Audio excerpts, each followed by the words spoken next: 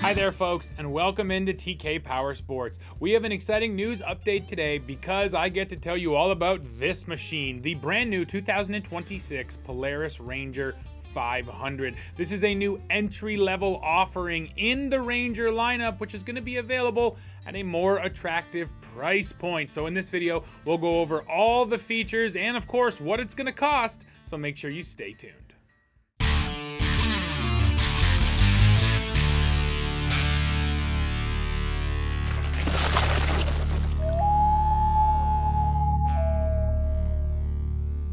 Polaris just revealed its entire 2026 off-road lineup, but for sure the headline is the new Ranger 500. And in a meeting with Power Sports Media, Polaris really stressed how they wanted to get into this really entry-level utility segment because it's not a place that the Ranger really played before. Currently, right now, the most affordable Polaris Ranger you can buy is the SP 570, which in the United States starts at $11,499. In Canada, it starts at $16,269. Actually, in Canada, the most affordable Ranger model is actually the full-size Ranger 570 because it starts at $16,169, so just $100 difference. So basically, in Canada, Ranger starts at 16 grand. In the States, it starts at 11.5. Well, with the new Ranger 500, Polaris is giving this unit an MSRP of $9,999 in the US and $12,799 in Canada. So undercutting the current Ranger models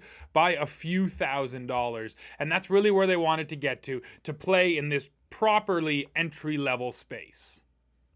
Now you know the price, let's go over the details. So the Ranger 500 is going to use the same engine that's in the Ranger 570. That is a 567cc single cylinder. In the new Ranger 500, it makes 28 horsepower, whereas in the Ranger 570, it makes 44 horsepower. So yes, this is just the same engine. It's just detuned to make 16 fewer ponies.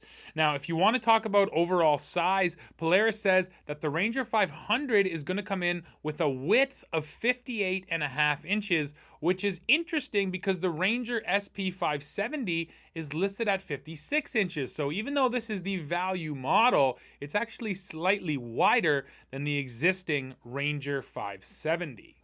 Despite that size difference, a lot of things are going to be similar between the Ranger 570 and this Ranger 500. Things like the suspension. So this Ranger 500 gets a McPherson strut in the front with 9 inches of travel, and then it gets a more typical dual A-arm setup in the rear with 10 inches of travel. Ground clearance measures in at a full 10 inches, and then this model will get Polaris's all-wheel drive or four-wheel drive on-demand system. So this is essentially a system which will detect slip, will detect wheel speeds, and when appropriate, will send the power to the front tires. You can think of it basically as a limited slip system. When there is some slip that goes in there, there's a differential that will lock up and bind and then send the power forward. So yes, this is all-wheel drive on demand, and then there's also a turf mode. So if you want to take it out of that all-wheel drive setting and just have essentially one-wheel drive, you can do that as well.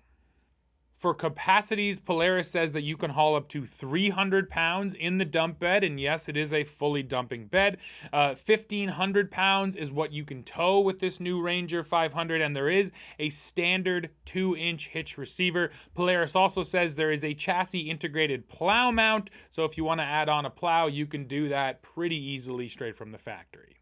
Now, so far, I feel like everything we've gone over is pretty standard, stuff you'd expect from a Polaris Ranger, but where I think Polaris is really trying to set this thing apart and offer value is with all the different accessories and features that have been built in as standard equipment. So things like a factory-installed roof, LED lights, a front bumper, there's a speed limiter built into this thing if you want to use that, and even a 2,500-pound winch up front, and all of that stuff is going to come standard. Now, there's only going to be one trim level available at launch, so right now it's not like the Ranger 500 has a whole bunch of different models. There's just one model, and it's going to include all of that stuff, and then of course you can go to the accessory catalog if you want more. But I think that's a smart move by Polaris. People in this segment, they're looking for value, and that's where the value really comes into play with this Ranger 500, is with all of those added extras that are built in.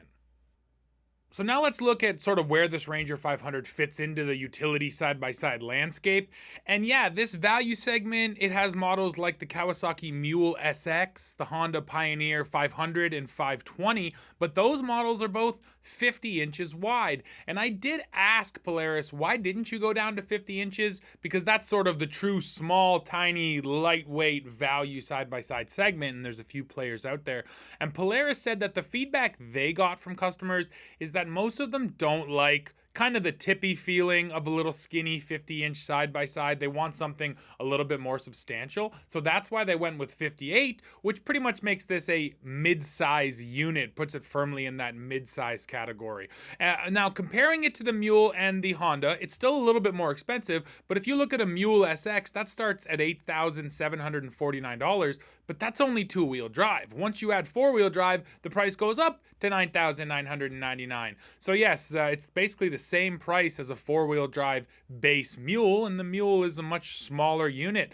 Talking about Honda, the Pioneer 520 starts at $10,499, and that's the same situation where that unit is just 50 inches wide. So yes, there's definitely some value here from Polaris. And then if you want to compare it to Can-Am, well, the cheapest Defender you're going to find is $12,899 in the US. So yes, Polaris is coming along and undercutting a lot of the major players, and once again offering a whole bunch of extra accessories and features at that price point. And it's something Polaris kind of drove home to us. There's a lot of buyers in this value segment, more than ever, according to them, and that's not surprising considering how expensive these machines have gotten. So yes, they looked at it and said there's more buyers at the bottom end of the market, let's cater to them, and that's why we ended up with this Polaris Ranger 500.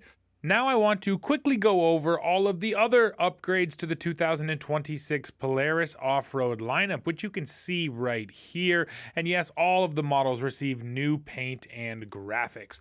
Now for the 2026 Sportsman ATV, there is a new 570 Premium 40th Anniversary Edition, which is all about premium paint and badging, and exclusive 90s inspired paint job. Now looking at that Sportsman lineup, riders can also now get a heated seat accessory, which is available for the Sportsman 1-Up 450 and 570, and there's also new fender flares available for those models as well. Plus, the 2026 Sportsman 570 EPS and premium models now come with a standard 3,500-pound worn winch from the factory. For the 2026 Polaris General lineup, there are new colors and graphics, of course, and then there's also the General 1000 Premium trim, which adds key upgrades, including Fox 2.0 Podium QS3 shocks, LED headlights, 14-inch wheels, and 27-inch Maxxis Coronado tires. For 2026, the Polaris Expedition gets a couple of upgrades. First of all, it will only be offered in the premium North Star trim, and the 2026 lineup also marks the return of the fan favorite matte super graphite paint job. The lineup also boasts enhanced fit and finish according to Polaris, and both the ADV and XP models now come with standard Ride Command Plus, which includes 3 years of complimentary access to the subscription-based connected vehicle technology.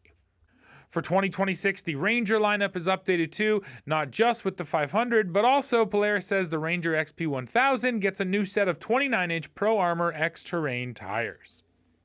When it comes to the 2026 Razor lineup, there's not really a lot of changes. The Razor Pro XP and Razor Pro S will be offered in both the Sport and Ultimate trims for 2026. And then Polaris also says the Razor Trail will be offered in a Sport and Ultimate trim, while the Razor Trail S will only be offered in that Ultimate trim package. And with that, folks, we have come to the end of this video. So please drop into the comments, let me know what you think of this Polaris Ranger 500 and all the updates that came to the 2026 Polaris off-road lineup. And as always, while you're down there, don't forget to hit like, hit subscribe, hit join, become a member of our channel, and then come right back here to TK Power Sports and see what we're testing next. See ya.